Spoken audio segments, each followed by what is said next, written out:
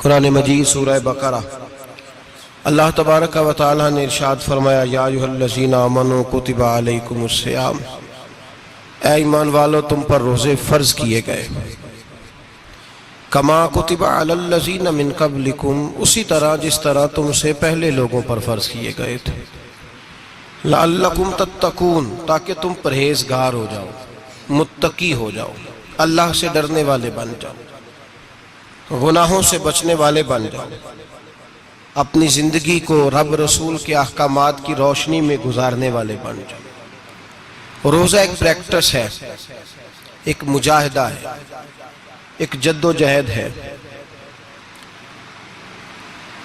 جد و جہد کس چیز کی؟ اللہ کی رضا کے مطابق اپنے آپ کو ڈھالنے کی جد و جہد۔ صوم کا لغوی معنی ہوتا ہے رک جانا۔ حلال رزق سامنے پڑا ہے، حلال مشروب سامنے پڑا ہے، حلال رشتہ بیوی کا موجود ہے، لیکن ان سب چیزوں سے حالت روزہ میں رکنا، اللہ کی رضا کے لیے رکنا، اس کا نام روزہ ہے۔ صوم کا معنی رکنے کے ہیں، پرہیز کرنے کے ہیں، بچنے کے ہیں۔ ہر چیز موجود ہے لیکن اللہ کا حکم نہیں ہے تو لہٰذا کھا نہیں سکتے۔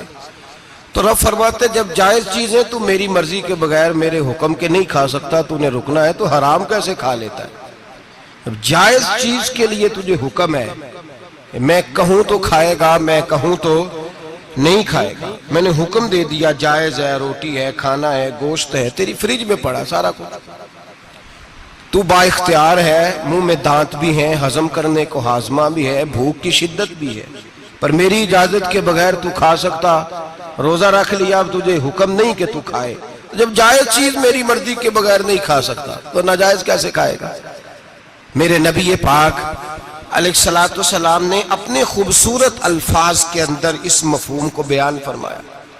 محبوب پاک صلی اللہ علیہ وسلم فرماتے جس نے جھوٹ نہیں چھوڑا، غیبت نہیں چھوڑی، برائی نہیں چھوڑی، اللہ کو اس کے بھوکے پیاسے رہنے کی کوئی ضرورت نہیں۔ وہ کاہے کا رکا ہے؟ جب کوئی کام تو اس نے اللہ کی رضا والا کیا نہیں۔ روزہ رکھ کے دغا کر رہا ہے، روزہ رکھ کے جھوٹ بول رہا ہے، روزہ رکھ کے کم ماپ رہا ہے، تول رہا ہے، دھوکہ دے رہا ہے، رشوت لے رہا ہے، فراڈ کر رہا ہے، حرام کا مال کٹھا کر کے کہتا ہے اس میں سے چلو 10 دیگیں بھی پکا دیں گے۔ وہ بھائی جو کام اللہ نے تجھے کرنے کو حکم دیا تھا، جب تو وہ بجا ہی نہیں لا رہا، مقصد روزہ ہی تو حاصل لعلکم تتقون۔ روزے کا مقصد یہ ہے کہ تو پرہیزگار ہو جائے۔ میرے نبی پاک علیہ السلام کی بارگاہ عالی مرتبت میں 2 عورتیں آئیں، یہ چیزیں کھا لو، کہنے لگی محبوبہ ہم نے روزہ رکھا ہوا ہے۔ فرمایا نہیں، تمہارا تو روزہ نہیں ہے، حضور رکھا ہوا ہے روزہ، سحری سے لے کر اب تک کچھ نہیں کھایا، شام تک بھی نہیں کھائیں گی۔ محبوب نے فرمایا ذرا کہہ تو کرو، الٹی تو کرو۔ کہہ کی تو ان کے حلق سے خون بھی نکلا اور گوشت کے لوتھڑے بھی نکلے، پھوٹیاں بھی نکلی۔